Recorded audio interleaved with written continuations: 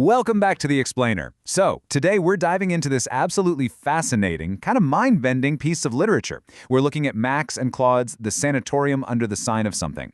If you're familiar with the dreamlike atmosphere of Bruno Schulz or the really fluid poetic cinema of Andrei Tarkovsky, you are going to love this. On the surface, it's an explainer about a son taking a trip to visit his dying father. But under the hood, it is fundamentally about how grief, memory, and love literally, physically reshape the world around us. So if you're ready to explore the actual architecture of human emotion, let's just get right into it. I want you to start by just thinking about this bizarre premise for a second. What if physical distance was actually measured by your sadness? So our protagonist gets this super brief 3-word telegram. It just says, "Father, sanatorium, come." He throws some things in a bag real quick, and get this, he accidentally packs an old photograph, a candle stub, and this sealed letter he wrote to his dad like 15 years ago, and he jumps on a train. But the moment he arrives back in his childhood town, he realizes something is way off. Spatial logic has been completely revised. The physical world around him isn't governed by miles or meters anymore. Nope, it's governed entirely by the weight of the emotional baggage he's carrying. Section 1. A town of revised logic, where the streets move and buildings overlap. Okay, so when the son steps off the train, everything kind of looks normal at first. The bakery is right where it should be, the pharmacy is there, the linden trees are there. But the streets themselves, they lead to completely different places. If he tries to just walk straight to his hotel, the hotel terminus, he somehow ends up at the town park. And the town hasn't gone crazy, it's just been, well, edited. The geography has been quietly renegotiated while he was away. So how do you get around? Well, an old man in the park introduces him to this brilliant concept called peripheral navigation. Basically, in this town, looking directly for what you want actually pushes it away. If you want to get to the hotel, you have to aim for something next to it. You kind of just hold your destination loosely in your mind and approach it in your peripheral vision. And the wild thing is, the moment our narrator actually tries this, it works. He arrives exactly where he meant to go. Which brings us right to the center of town and to this absolutely stunning juxtaposition. Our protagonist arrives and finds this old gray stone church, but superimposed right on top of it, occupying the exact same physical space at the exact same time, is the white clinical building of the sanatorium. I mean, they literally cast overlapping shadows. When you walk inside, you smell both candle wax and hospital antiseptic. And the point the text is making here is just so brilliant. Profound, heavy life events, like losing a parent, they require both of these spaces, right? We absolutely need the clinical, medical attention, but we also desperately need the sacred space to process the meaning of it all. And this building, it just completely refuses to make you choose between them. Section 2. The architecture of emotion. Buildings that respond to inner life. So we step fully inside the sanatorium, and the priest, who, by the way, is also a doctor, explains that the layout of the building is dictated by what he calls sentimental navigation. Structural reality doesn't really matter here. The building knows exactly what you need, and it physically arranges its rooms and its hallways based on that. It's a living, breathing response to your internal state. And we see this play out in such a cool way. The route to the father's room is never the same twice. On days when the son shows up carrying a lot of anxiety or sadness, or just feeling emotionally distant, the hallway to his dad's room stretches out endlessly. He has to walk for what feels like hours. And it's not that the sanatorium is punishing him, it's just giving him an honest measurement. It's basically saying, hey, you are really far away today. You have a huge distance to cover inside yourself before you're actually ready to sit with your dad. But check out the contrast here. On the days when the son arrives truly present, when he is ready and actually has something to offer the silence, the hallway is suddenly super short.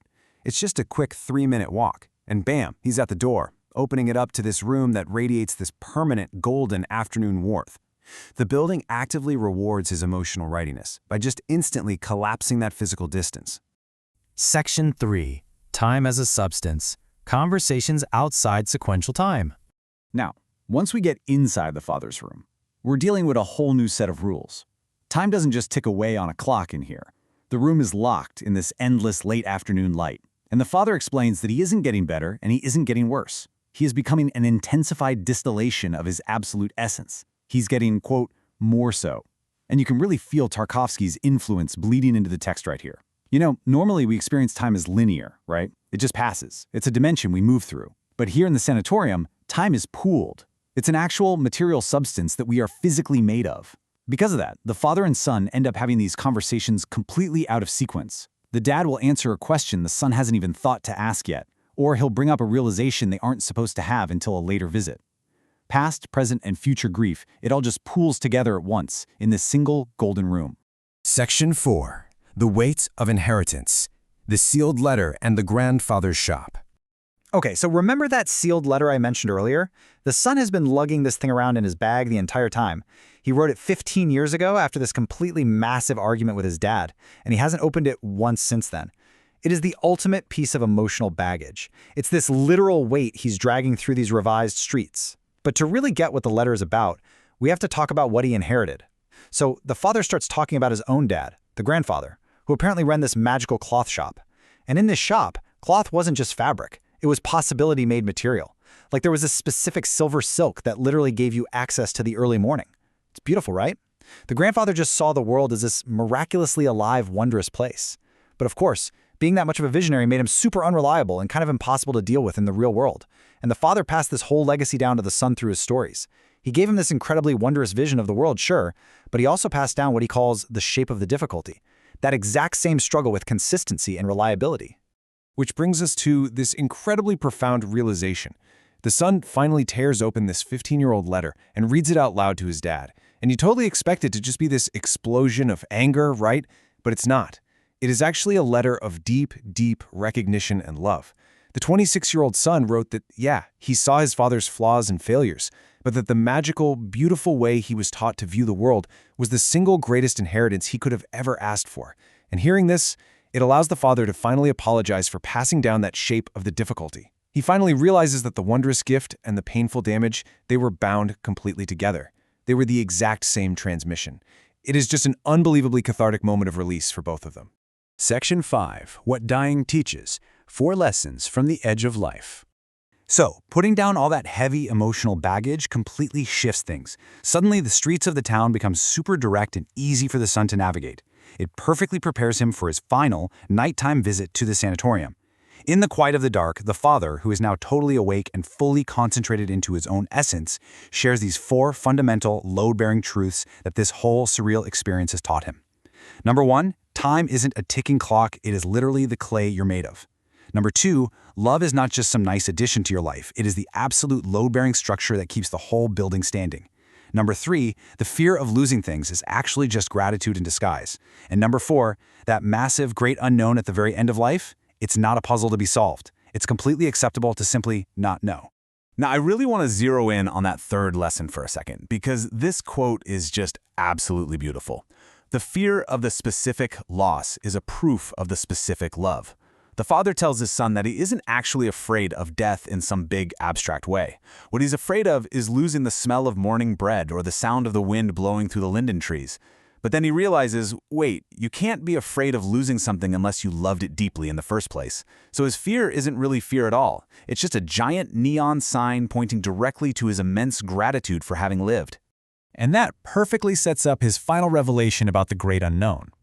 When you strip away all the practical noise and the daily distractions, the father is just staring directly into the mystery of what comes next. And he tells his son, you know what? It isn't a terrifying void, not at all.